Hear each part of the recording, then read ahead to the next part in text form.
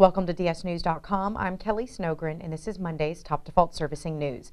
According to a report from Capital Economics, one factor that will determine the speed of recovery for individual states is the type of foreclosure procedure used. Paul Diggle, author of the report, said that while the market is still in the early stages of a recovery, judicial states will lag behind. The Mortgage Bankers Association categorizes 21 states as judicial and 29 as non-judicial. In a judicial state, lenders must go through the courts to pursue a foreclosure, leading to longer liquidation timelines and a buildup in foreclosure inventory.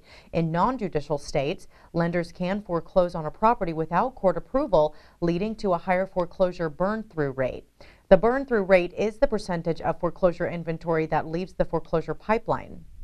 Diggle said, quote, "We think that differences in foreclosure procedures will continue to affect state-level house price trends, with non-judicial states outperforming.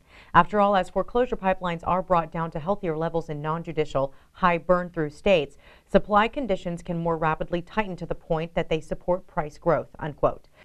However, Rob Petingolo, research assistant at the Urban Institute, emphasized that it is not the judicial process itself that is the problem, but a lack of resources. Petingolo said, quote, "The foreclosure backlog appears to have been far too great for the courts and judicial review states to process without additional staffing. On the other hand, in states without a judicial review process, foreclosures move through more quickly, but borrowers may more easily fall victim to fraud and other abuses," end quote. Bank of America is now offering up to $30,000 in relocation assistance for short sales. In order to be eligible for the cash assistance, the bank stated that the short sale must be initiated by the end of this year and close by September 26, 2013. Also, sellers must do their part and work proactively with the bank to obtain a pre-approved sales price before submitting a purchase offer.